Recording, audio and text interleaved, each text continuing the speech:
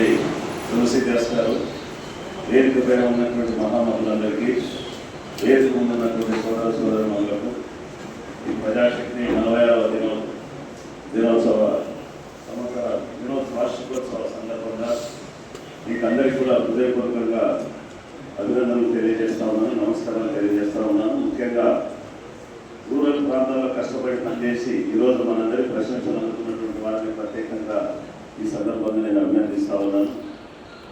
తులసీదాస్ గారు మాట్లాడుతూ ఫోన్ టెస్టేట్ అన్నారు. నాకు గుర్తొచ్చింది, నిజంగా ప్రజాస్వామ్యానికి మూల స్తంభాలు 4. దాంట్లో media, press, freedom of the press important. కానీ ఆ రోజుల్లోనే భారత రాజ్యాంగ నిర్మాత బాబాసాహెబ్ అంబేద్కర్ 1943 సంవత్సరంలో ఒక సమావేశంలో మాట్లాడుతూ ఏం చెప్పాడంటే, మనం ఎంతో ఎదురు చూసినటువంటి స్వతంత్ర మీడియా ఉంటుందంటే దాంట్లో కొంతమంది డ్రమ్ బాయ్స్గా తయారవుతూ ఉన్నారు. పొలిటికల్ ఐడల్స్ని వాళ్ళని ఏమంటాం దైవ స్వరూపులుగా వర్ణించే విధంగా తయారవుతూ ఉన్నారు. ఆ ప్రాసెస్లో కొంతమంది తెలివి తక్కువ ఫూల్స్ అవుతున్నారు, మరి కొంతమంది హిపోక్రైట్స్గా మారిపోతూ ఉన్నారని ఆ రోజుల్లోనే ఆయన హెచ్చరిక చేశారు. నిజంగా ఈరోజు పరిస్థితి మనం చూస్తే మరి నిజంగా పత్రిక ప్రపంచం స్వేచ్ఛగా ఉన్నదా? పేపర్ తీస్తే ఏదైనా కానీ ఒక పార్టీకి సంబంధించినటువంటి ప్రాపగండా హ్యాండిల్గా ఒక కరపత్రంగా మారిపోతున్నటువంటి పరిస్థితుల్లో మనం చూస్తూ ఉన్నాం. మరి ఈరోజు కార్పొరేట్ వ్యవస్థలో అంతా వారి ఆధిపత్యంలో నడుస్తున్న ఛానల్స్ మనం చూస్తూ ఉన్నాం.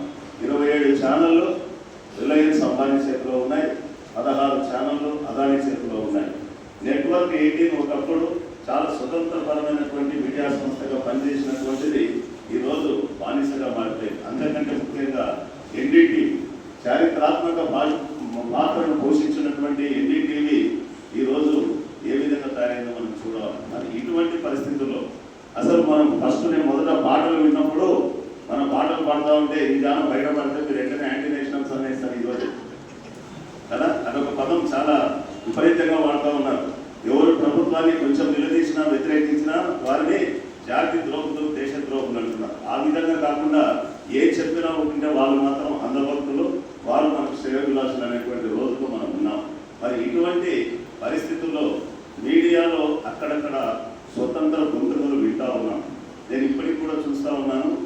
ఒకటి తెలుగులో, మన రాష్ట్రంలో అయితే తెలుగు రాష్ట్రాల్లో ప్రజాశక్తి నిర్భీతిగా సామాజిక సమస్యలపైన కానీ రాజకీయ సమస్యలపైన కానీ తన గొంతును వినిపిస్తూ ఉంది.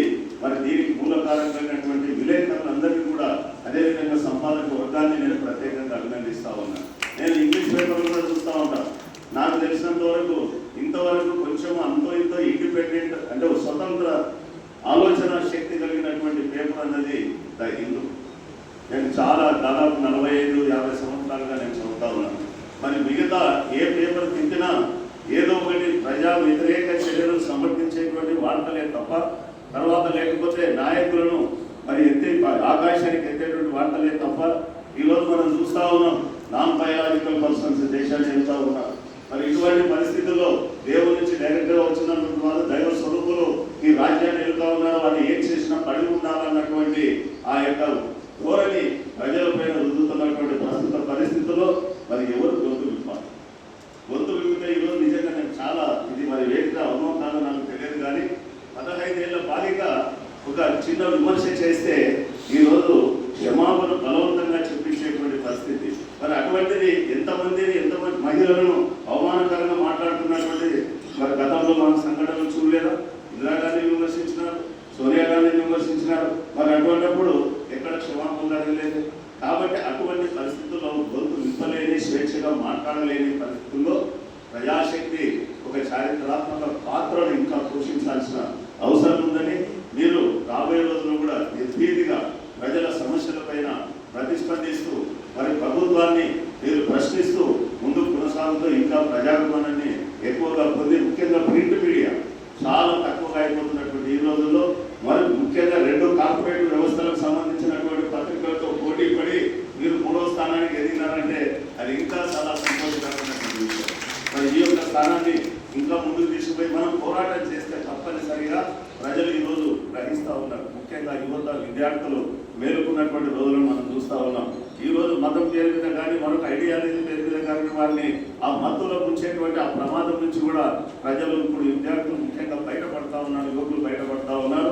ఈ ట్రెండ్లో అటువంటి మరి స్వతంత్రంగా పోరాటం చేసి ప్రజల కోసం పోరాటం చేసి హక్కుల కోసం నిలబడేటువంటి ప్రతి వ్యక్తికి అండగా ప్రజాశక్తి నిలబడాలని చెప్పి నేను మనస్ఫూర్తిగా కోరుకుంటూ మీరు చేసేటువంటి యొక్క మహా ఉద్యమంలో మేము కూడా మీతో పాటు ఉంటామని చెప్పి మరొకసారి మీకు అందరికీ మనం చేస్తూ నాకు ఇచ్చినటువంటి మంచి అవకాశానికి ఇక్కడ ఉన్నటువంటి నా మిత్రులందరికీ మీకందరికీ కూడా హృదయపూర్వకంగా మరొకసారి కృతజ్ఞతలు తెలియజేస్తూ సెలవు తీసుకుంటాం.